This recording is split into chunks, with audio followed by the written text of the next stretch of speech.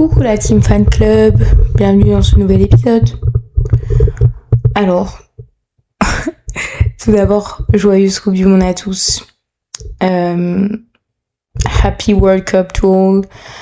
J'essaie d'être un peu international parce que je sais que j'ai des auditeurs dans plein de pays différents et que, étant donné que c'est la Coupe du Monde, il faut que je les adresse pour une fois à tous ces auditeurs. Bienvenue, ici on supporte la France. Ici, on est fan de tous nos petits Français, particulièrement de certains, que je pourrais développer à un petit moment dans le podcast, si j'en ai envie. Vous faites ce que vous voulez, vous êtes pour qui vous voulez. Je respecte, je me réserve le droit de me foutre de votre gueule, vous vous réservez le droit de vous foutre de ma gueule. Mais voilà, tant que c'est fait dans le respect, le micro part en cactus. Tant que c'est fait dans le respect, il n'y a aucun problème. Ouais, je voulais faire quelque chose un petit peu développé pour cette Coupe du Monde et du coup vous avez peut-être vu la semaine dernière sur le post Instagram que j'ai annoncé plusieurs formats pour traiter et couvrir la Coupe du Monde telle la journaliste que je suis. Purée. Mais oui, j'ai annoncé plusieurs choses. La première, qui est la grande nouveauté, si je peux dire ça comme ça, mais en tout cas le format que je ne faisais pas, puisque c'est vraiment qu'un format qui arrive pendant la Coupe du Monde finalement, c'est le canal Mon Petit Prono.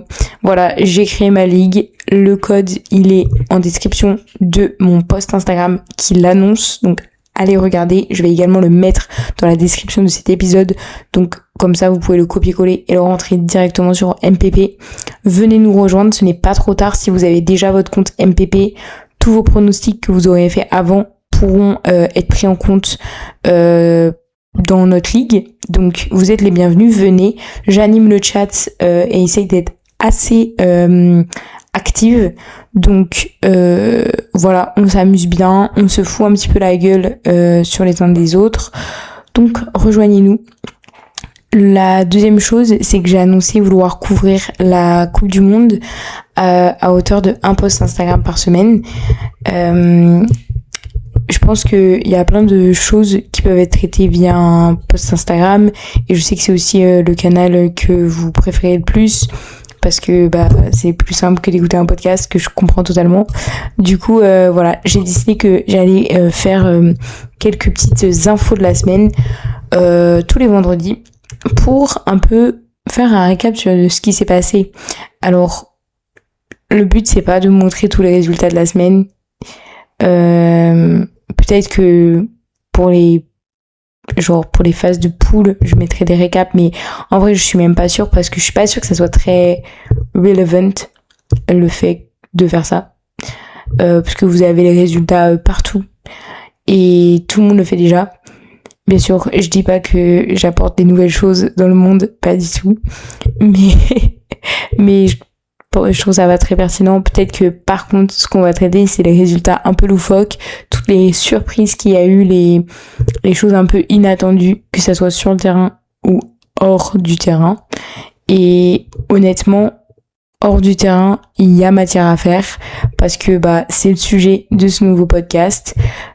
J'avais aussi très envie de traiter la dimension politique et polémique de cette Coupe du Monde et ça pour moi je pouvais pas le faire dans un podcast, dans un post Instagram plutôt, et ça m'a été que je m'assoie et qu'on en discute ensemble. Du coup c'est le sujet que j'ai choisi pour le podcast dédié à la Coupe du Monde, c'est l'aspect politique, c'est tout ce qui s'est passé et toutes les annonces qui ont été faites depuis maintenant 2 ans voire 3 ans sur cette Coupe du Monde.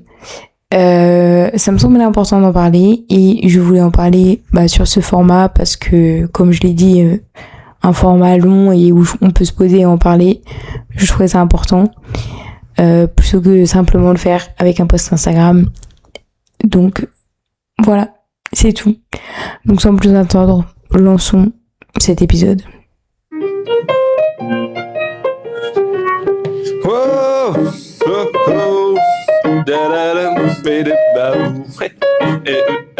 Donc la première chose dont je voulais parler, et je pense que c'est une bonne manière de commencer puisque c'est l'un des faits marquants du début de cette Coupe du Monde, c'est l'interdiction de l'arbitre somalien Omar Artan ou Artan, je sais pas trop comment ça se prononce, sur le territoire américain. Donc Omar Artan, c'est le meilleur arbitre d'Afrique. Il a été élu par la CAF, donc l'équivalent de l'UEFA en Afrique, globalement. Cet homme, malheureusement, il a été refusé sur le sol américain à son arrivée. Donc il a dû repartir en Somalie. Voilà. Et c'est un fait très marquant et qui a été très médiatisé parce que c'est pas n'importe qui, c'est l'un des meilleurs arbitres du monde, donc il mérite tout simplement, comme tous les meilleurs joueurs du monde, d'être dans la Coupe du Monde. Et il a été refusé parce que les lois immigration américaines actuellement ne lui permettent pas de venir sur le sol américain. C'était possible au Mexique et au Canada, mais du coup, je sais pas trop si tous ces matchs étaient censés être aux États-Unis ou bien si simplement le fait qu'il ne puisse pas aller aux États-Unis compliquait bien trop son implication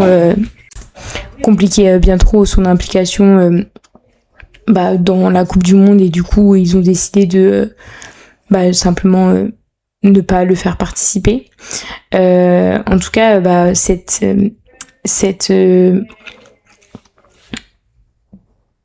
ce fait qui peut paraître un petit peu pas unique, c'est pas le bon mot, pardon, mais ce fait qui paraît peut-être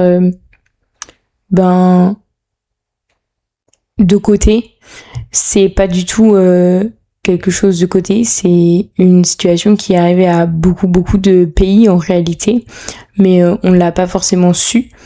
En fait, il y a eu un gel des procédures de visa pour les États-Unis en janvier 2026, ça a été annoncé, et ça concernait 75 pays. Donc forcément, ça a des impacts sur des pays qui sont qualifiés à la Coupe du Monde, donc notamment 15 d'entre eux. Donc la Somalie n'est pas citée dans les 15 que je vais vous donner, puisque la Somalie n'est pas qualifiée à la Coupe du Monde. Mais par exemple, il y a l'Algérie, le Brésil, le Cameroun, Cap-Vert, la Colombie, la Côte d'Ivoire, l'Égypte, le Ghana, Haïti, l'Iran, la Jordanie, le Maroc, le Sénégal, la Tunisie, l'Uruguay et l'Ouzbékistan, et le Congo et l'Irak et la Jamaïque qui étaient en phase de barrage au moment de l'annonce et qui ont été maintenant qualifiés. Pas la Jamaïque, mais le Congo et l'Irak, oui. Et du coup, en fait, il faut savoir que pour tous ces joueurs, ça n'a pas vraiment d'impact, parce que la plupart des athlètes et des sportifs internationaux ont des passeports internationaux, ce qui signifie qu'ils n'ont pas des passeports... ils ont des passeports un peu VIP pour pouvoir se balader dans le monde entier et faciliter leur déplacement dans le cadre de leur profession. Et ne pas justement être bloqué par ce genre de loi immigration. Mais tout le monde n'en bénéficie pas. Toutes les personnes qui participent à la Coupe du Monde ne bénéficient pas de ces passeports internationaux, comme par exemple Omar Artan, qui lui a subi le fait d'être un arbitre lambda entre guillemets, puisqu'il n'est pas athlète et du coup il n'a pas ce titre un peu exceptionnel. Ce qu'il faut savoir aussi, c'est que même si tous ces pays ont été tous les joueurs de ces pays ont été acceptés sur le sol américain, certains d'entre eux ont aussi dû quand même être arrêtés pendant la sécurité là à l'aéroport, parce que au cas où ça cache des armes. Enfin bon, c'est ridicule, et surtout ça décrédibilise totalement les équipes qui sont médiatisés. Donc en fait, t'as l'équipe d'un pays qui arrive à l'aéroport, qui se fait arrêter et interroger pour savoir s'ils ont pas des produits illégaux sur eux, pour savoir pourquoi ils sont là, alors que ces gens, ils sont là pour la Coupe du Monde. Enfin, c'est n'importe quoi quand même. Donc ça, c'est concernant les joueurs. Et il y a aussi tous les visas de tourisme. Ça devrait pas, enfin ça n'a pas concerné les visas de tourisme, pour vous rassurer, parce que tous les visiteurs pouvaient venir librement sur le sol américain, mais la loi immigration a été renforcée et du coup il y a beaucoup de mesures très restrictives en réalité pour faire son visa, comme notamment dévoiler l'historique de tous les réseaux sociaux, ce genre de choses. Donc ça c'est un peu bête, mais c'est quand même très très limitant, restrictif, invasif pour tous les gens qui avaient prévu d'aller supporter leur équipe pendant la Coupe du Monde. Il y a aussi bien sûr des cas comme Omar Arsan. Il y a un photographe officiel de la délégation irakienne, Talal Salah, je sais pas trop comment ça se prononce non plus, qui a été refoulé à l'aéroport. Et le buteur, enfin un attaquant de l'équipe irakienne, a aussi été retenu et interrogé pendant 7 heures à l'aéroport. Genre comme ça, quoi. Donc voilà. Et il y a aussi eu des problèmes chez les supporters écossais. Et ça, c'est un peu compliqué. Je n'ai pas hyper bien compris ce qui s'est passé. Mais globalement, au dernier moment, il y a des supporters écossais qui ont été refusés. Enfin, on leur a refusé leur titre de séjour, leur visa de séjour. Alors qu'ils avaient déjà payé les billets d'avion et de match, bien sûr, ainsi que l'hébergement, bien sûr, sinon c'est trop facile. Et ce qui est assez bizarre, c'est que eux, on leur a refusé ça, alors que normalement c'est des citoyens britanniques, du coup les Écossais, et eux ils ont pas besoin de faire d'ESTA pour donc l'ESTA c'est le visa le visa de vacances aux États-Unis. Et eux, ils n'ont pas besoin de faire un ESTA pour moins de 90 jours. Donc normalement, il n'y avait pas de problème. Mais voilà, on leur a quand même refusé. Donc écoutez, voilà, je sais pas quoi dire.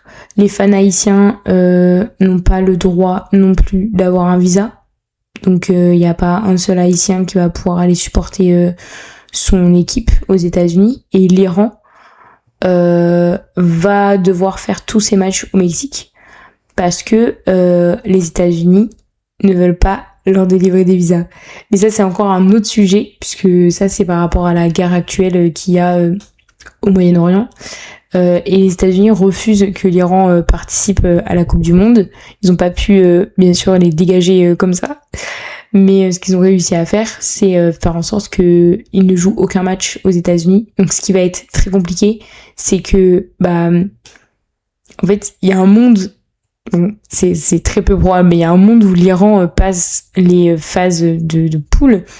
Et en fait, il y a des matchs de qualification. Enfin, plus on avance dans la Coupe du Monde, plus les matchs sont aux États-Unis. Et du coup, la finale, par exemple, si l'Iran va en finale, en fait, ils ne peuvent pas la disputer, puisque la finale, elle est censée être aux États-Unis, quoi. Voilà. C'est top.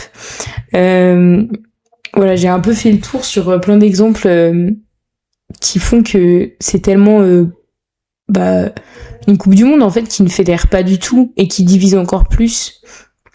Et je trouve ça vraiment regrettable parce que moi, tous les souvenirs que j'ai de ce type de compétition et particulièrement de la Coupe du Monde, c'est cet esprit fédérateur. Bien sûr, dans notre pays, ça fédère, mais ça fédère aussi beaucoup le monde. C'est des moments où quand même on arrive à faire arrêter certains conflits.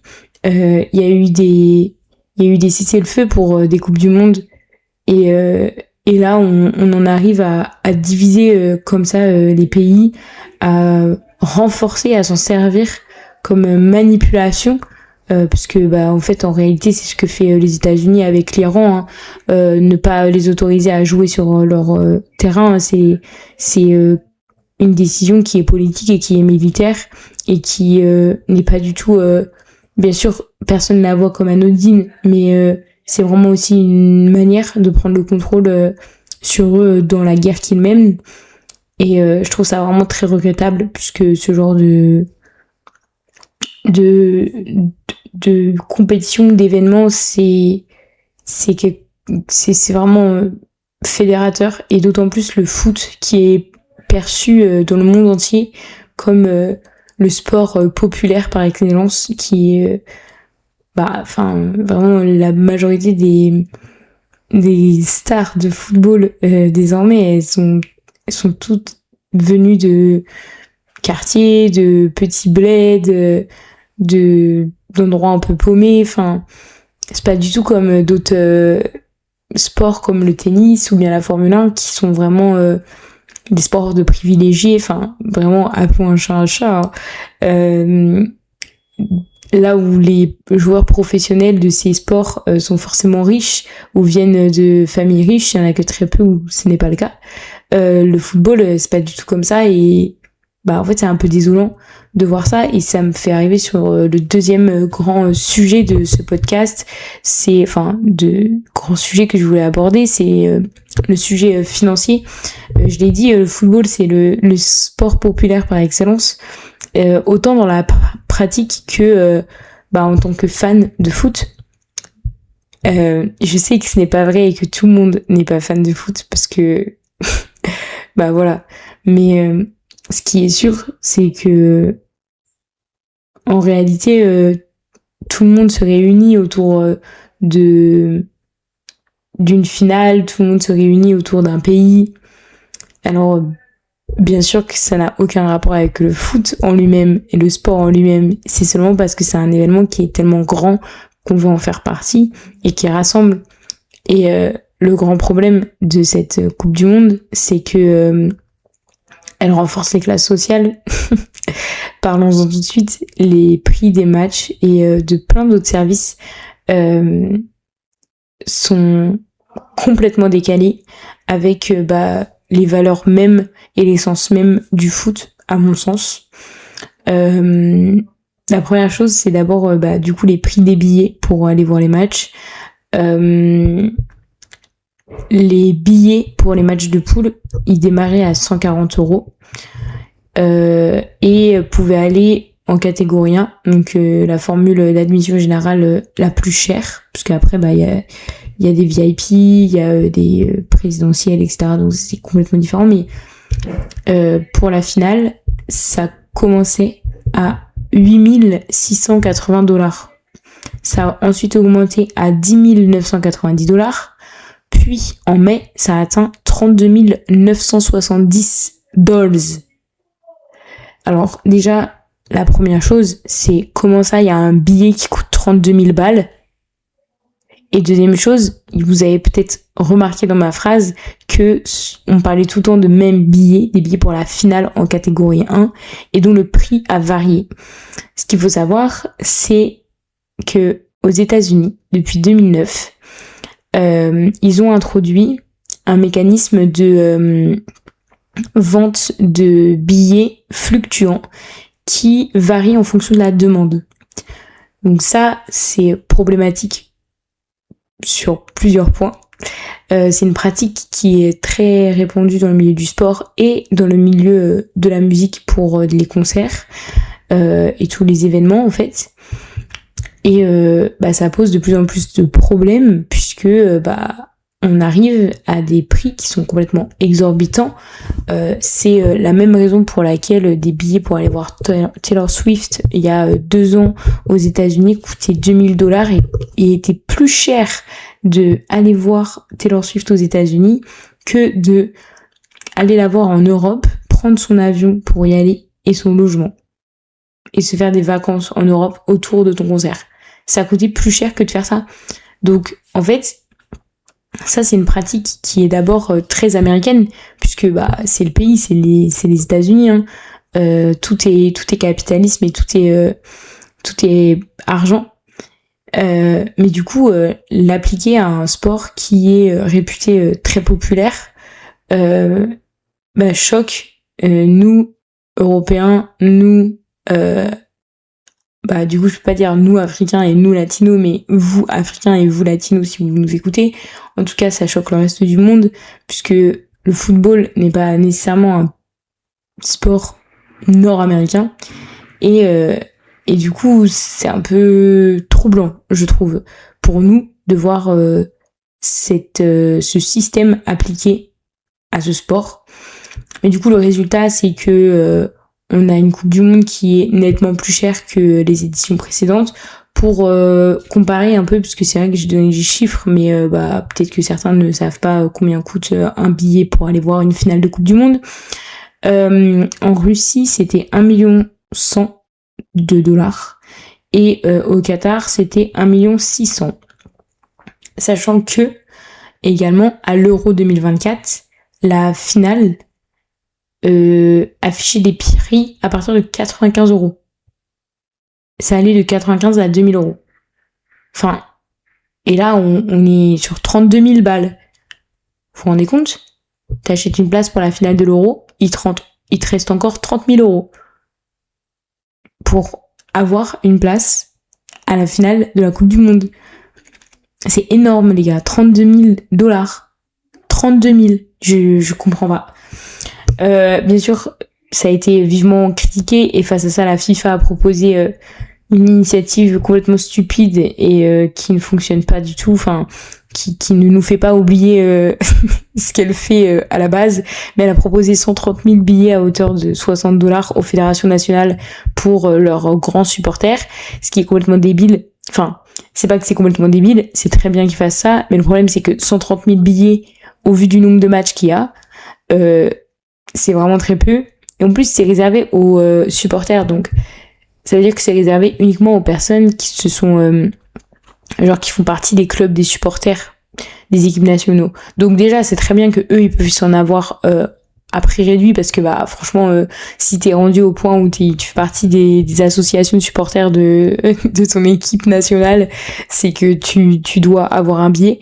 Mais enfin 130 000 c'est vraiment pas suffisant, surtout qu'on parle du coup de 130 000 sur toutes les fédérations, pas 130 000 par fédération. Donc c'est vraiment que dalle, les gars, que dalle, que néné. Donc ouais, je suis mais complètement choquée par cette réaction qui est stupide, et en fait enfin vraiment faites rien à ce stade. Voilà. Et si seulement il y avait que les prix des billets qui étaient chers, non, puisque si vous voulez aller voir un match à New York, il se trouve que bah le stade n'est pas à New York même, et c'est le stade du MetLife, et il est dans le New Jersey, mais il est en dehors de New York, et le train aller-retour coûte 150 $. Enfin, à la base, ils l'ont annoncé à 150 $. Mais bon, comme tout le monde a critiqué, ils l'ont ramené à 105. Ce qui fait un équivalent de 90 €. Sachez que, à la base, l'aller-retour, il est à 12 $. Est-ce que... Enfin... Imaginez là, les Français, tous les parigots qui étaient en train de gueuler parce qu'on a fait x2 sur leur billet. Là, littéralement, l'annonce, c'était x10. C'était même plus que x10, les gars. Je suis, mais, choquée de... Je suis choquée, mais complètement.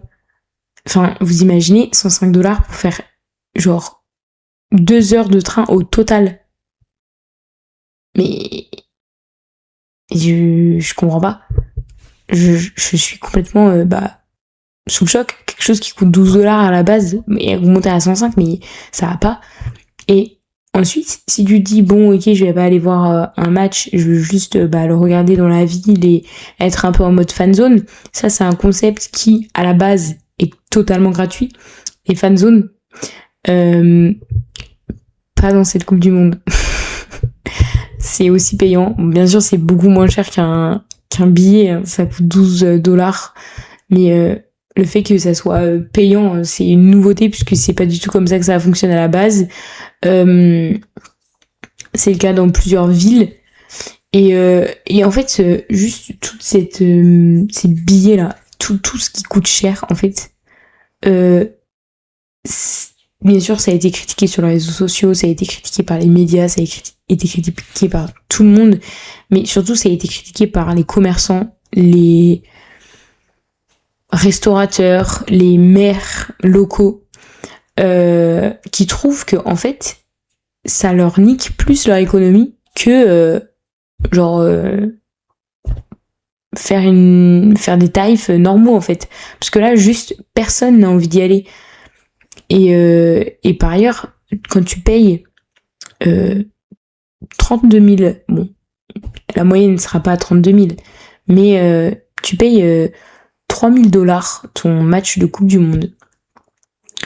Plus à ça, tu rajoutes tes 100 et quelques dollars de train.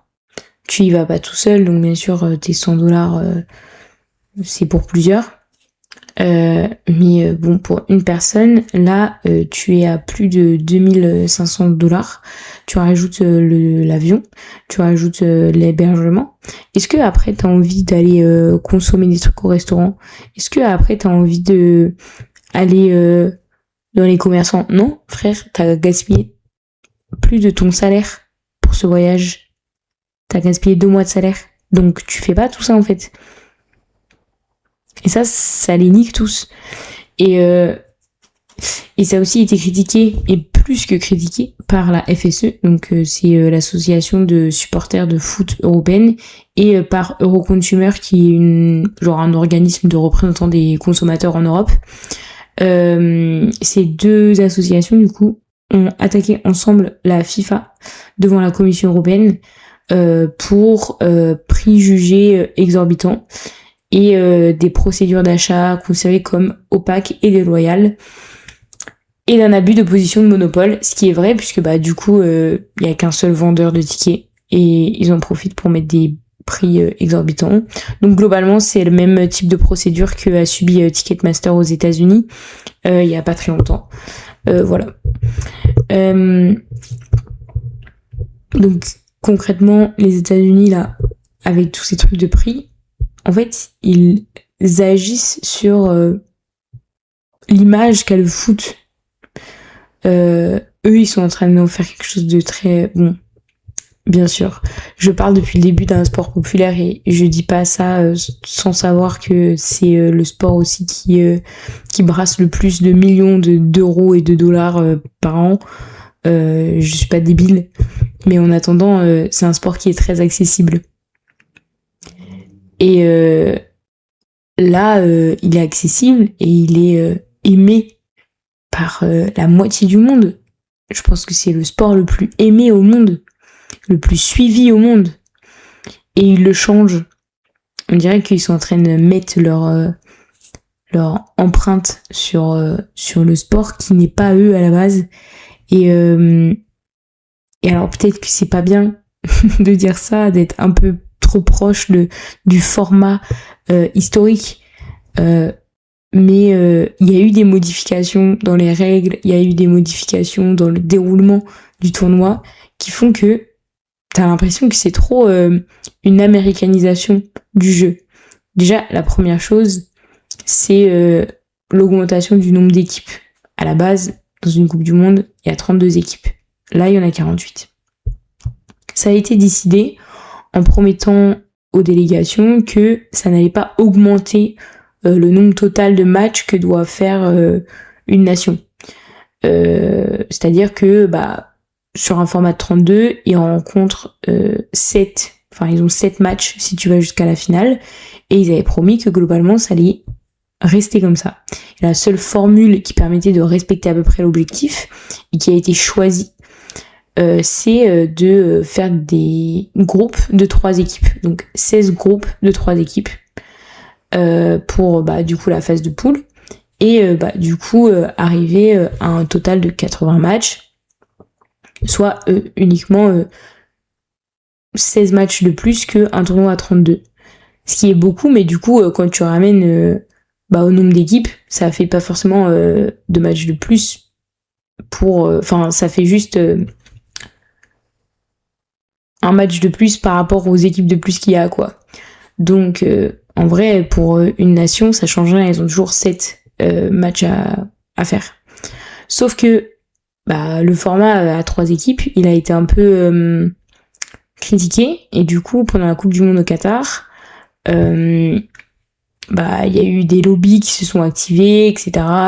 Et après la Coupe du Monde 2022, il y a eu une officialisation du fait que on allait repasser à un modèle sur 12 groupes de 4 équipes au premier tour, avec, comme habituellement, un repêchage des meilleurs troisièmes. Et là, on porte le nombre total de rencontres à 104. Ça veut dire que juste au premier tour, il y a 72 matchs. Alors qu'à la base, il y avait genre 80 matchs au total. Au total. Genre si on faisait 16 poules de 3. Et même, genre dans un tableau de 32 équipes, 72 matchs, c'est plus que le nombre de matchs au total du tournoi. Mais là, 72 matchs, c'est seulement pour les phases de poule, hein, je le rappelle. Et dans un tournoi à 32, il y a 64 matchs. Genre, vous imaginez? Enfin, c'est délirant, genre, c'est délirant. Et du coup, ça a été maintenu. Ce que ça a provoqué, c'est seulement que, au lieu de durer un mois pile, le tournoi, il va durer un mois et une semaine. Et je pense qu'il y a plus de villes et de stades impliqués pour permettre plus de matchs en simultané. En tout cas, moins d'attente entre les matchs. Moi, je trouve ça complètement débile. En fait, à la fois, c'est bien parce que ça permet à d'autres nations d'être qualifiées. Bon, ça permet pas à l'Italie d'être qualifiée, visiblement, mais ça permet à d'autres nations, donc c'est top. Je me devais de leur faire un petit tacle dans cet épisode. Il faut pas abuser, je peux pas me contenir. Vous voyez pendant tout l'épisode. Pourquoi j'ai pris l'accent de Didier Deschamps, je sais pas. Mais bon, du coup, c'est cool, ça permet à plus d'équipes de participer, mais en même temps, les saisons de foot, elles sont déjà ultra chargées. Genre, pourquoi tu viens rajouter des matchs supplémentaires inutiles? La raison, c'est pour l'argent. Voilà, uniquement pour l'argent. C'est que s'il y a plus d'équipes, ça fait plus de gains en réalité. Ça fait plus de brassements, enfin, c'est tout bête, mais c'est pour ça. C'est comme une autre décision qui a été prise, et là, excusez-moi, mais il faut que j'en parle. Mais en fait, toutes les décisions qui ont été prises, et c'est ça dont je parlais quand je parlais d'américanisation du football, c'est que toutes les décisions qui ont été prises ont été basées pour faire plus d'argent. Et pas du tout pour le format et l'attractivité. Alors, certes, certaines décisions ont été prises comme ça, mais du coup, ça modifie le fonctionnement entier, et même, genre, voir le déroulement d'un match, la manière de se préparer à un match, c'est complètement différent. Par exemple, une nouvelle règle qui est apparue, c'est aussi les pauses fraîcheurs. Donc, systématiquement, il y a une pause de 3 minutes à la moitié de chaque mi-temps. Les pauses fraîcheurs, à la base, c'est arrivé, on en a beaucoup entendu parler au Qatar, et ça a été mis en place quand c'était nécessaire, c'est-à-dire qu'il y avait des températures qui excédaient un certain seuil, et du coup, pause fraîcheur. Là, c'est systématique, c'est-à-dire que même s'il pleut, même s'il fait pas beau, il y aura une pause fraîcheur. Complètement stupide. Et vous savez pourquoi ça a été décidé? Parce que 3 minutes de pause, ça permet de mettre des pubs. Voilà. Ça permet aux annonceurs de mettre plus de pubs. Tout simplement. Sauf que ce que ça veut dire aussi, c'est que d'un coup, un match qui est à la base fait de 2 mi-temps de 45 minutes est en réalité un match divisé en 4 temps. Donc là, on n'est pas du tout... on n'est plus du tout dans le même sport. Parce que ça veut dire que t'as 3 minutes à un moment donné où les joueurs ils sont plus en activité. Alors ça permet d'avoir des discussions tactiques, des décisions entre les joueurs, de faire un point en 3 minutes, mais du coup ça change la manière de jouer au foot, puisque d'habitude t'as pas ce point de 45 minutes. Du coup c'est un peu bizarre de faire ça. Et l'autre chose, mais alors si ça montre pas l'américanisation du football, cette décision de merde, voilà.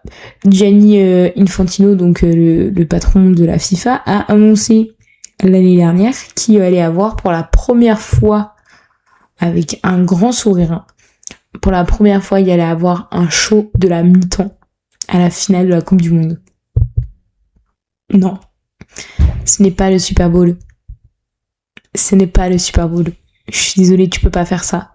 Et en fait, je vais aller plus loin. Juste, combien de temps ça va durer?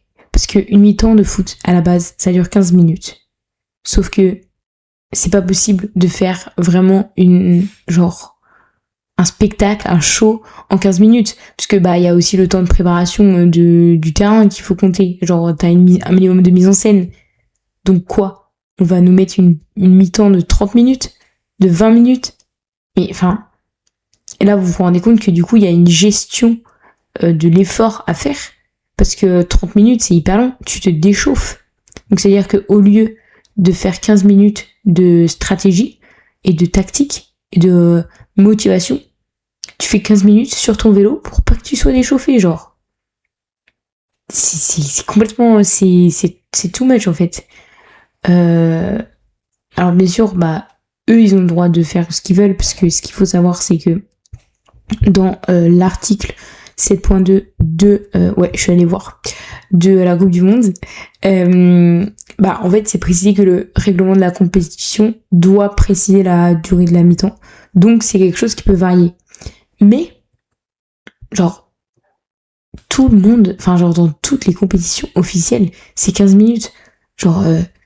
C'est complètement n'importe quoi. C'est complètement n'importe quoi. Et pareil, une halftime show, c'est la même raison pour laquelle il y a eu un halftime show au Super Bowl, c'est pour la thune. C'est que pour la thune. Et les États-Unis, ils l'ont très bien compris. Je vais vous dire une autre chose, c'est que, vous voyez, peut-être vous n'êtes pas bien raccord avec la fiscalité, donc on va faire un petit cours là maintenant. Mais quand on gagne un revenu dans un pays, on est redevable fiscalement de ces revenus selon la législation de là où on les a gagnés. Pendant une Coupe du Monde, à chaque match, tu gagnes un revenu pour avoir participé au match. Normalement, la FIFA demande aux pays hôtes de faire bénéficier tous les participants d'une exonération fiscale. C'est-à-dire que, exceptionnellement, tu gagnes de l'argent pendant un match et tu es dans un pays étranger, ou même tu es chez toi, t'es censé payer des impôts sur cette somme, mais exceptionnellement, parce que c'est une compétition un peu hors du commun, tu exonères. Il y a plein de compétitions qui font ça. Hein. C'est pas uniquement la Coupe du Monde, rassurez-vous. Mais tu exonères. Le Canada et le Mexique ont bien sûr accepté. Pas les États-Unis en revanche. Donc toutes les équipes qui joueront leur match sur le sol américain devront payer des impôts sur leurs recettes durant le match. Donc il y a plusieurs choses. Déjà, ça va créer des inégalités entre les pays, puisque comme je l'ai dit, c'est uniquement sur le sol américain. Donc si tu fais tous tes matchs au Mexique, tous tes matchs de poule au Mexique, puisque c'est réparti comme ça, chaque poule est attribuée une ville ou une zone géographique, et restent dedans pendant toute la durée de leur phase de poule. Donc les poules qui sont situées au Mexique, au Canada, il n'y a aucun souci. Les poules qui sont situées aux États-Unis, par contre, mais niquez-vous bien vos mères. Et par ailleurs, même aux États-Unis, il y a des disparités, parce que la fiscalité, c'est quelque chose qui varie d'État en État aux États-Unis. Donc en fonction de la ville où tu joues, dans le stade où tu joues, voilà, tu seras pas imposé de la même manière.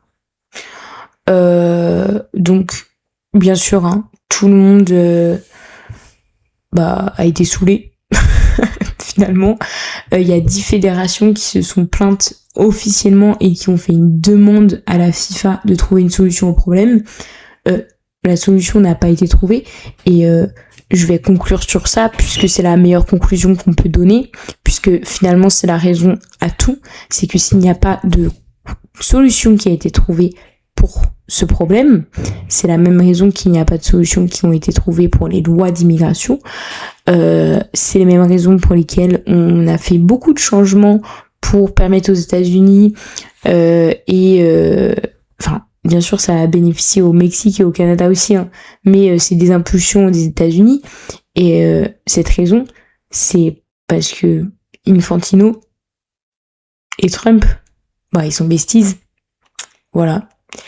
Et du coup, toutes ces décisions, on le sait, elles ont été prises parce que ils sont besties, ils font des affaires ensemble, ils veulent tous les deux gagner le plus d'argent possible, et ils ont décidé de le faire.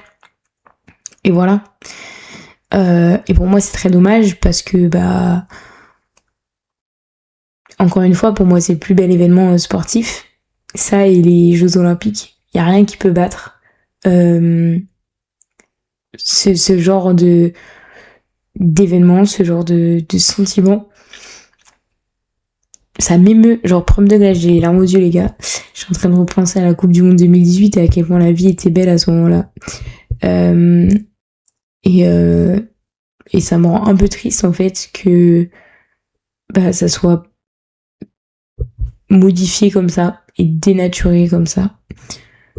Ça me rend aussi triste parce que en fait je pense qu'il y a beaucoup d'Américains qui pourraient être intéressés par le sport et qui adoreraient le sport, mais en réalité c'est pas du tout quelque chose qui a été suffisamment promu, et le fait que les places soient si chères, c'est aussi quelque chose qui joue contre le fait que les Américains ne s'intéressent pas tellement à cette Coupe du Monde,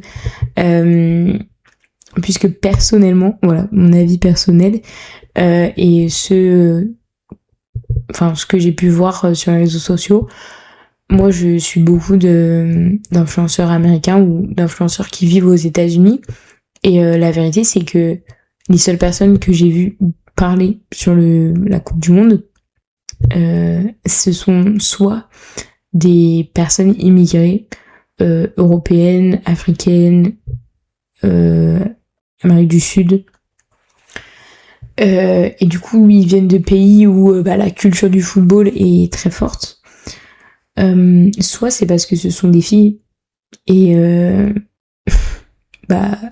c'est le soccer, c'est un sport de meuf là-bas, mais c'est très dommage parce que je pense qu'il n'y avait pas besoin de mettre un halftime show, il n'y avait pas besoin de mettre des pauses fraîcheurs, il n'y avait pas besoin de tout ça pour permettre aux Américains de regarder. Il n'y avait pas besoin de le rendre football américain, le football.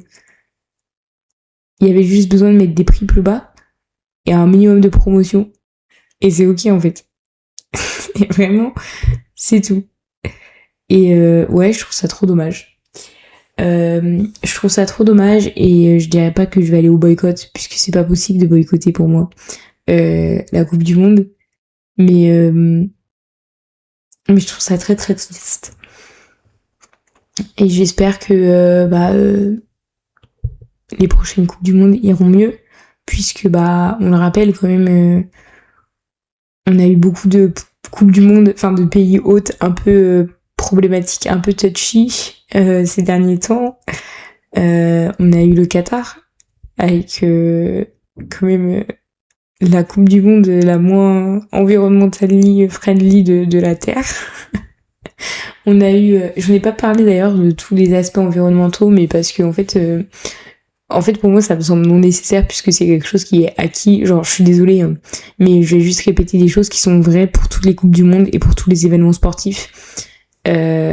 Il faut trouver des solutions et je suis d'accord avec ça, mais c'est juste que En fait, c'est pas nouveau, quoi. Genre, c'est pas de la news que je vais vous donner.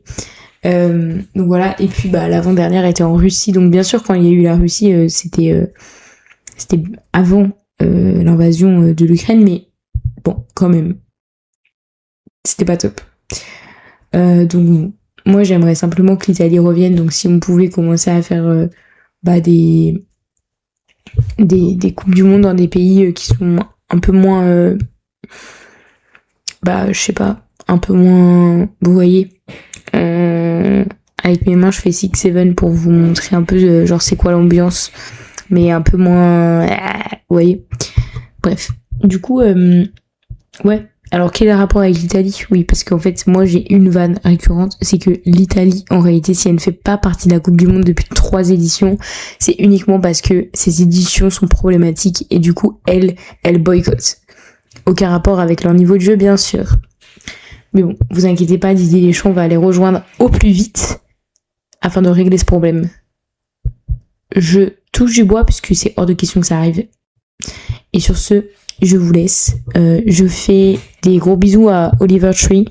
C'était une petite dédicace à cette personne qui nous a quittés et qui faisait des musiques extraordinaires et que je regrette.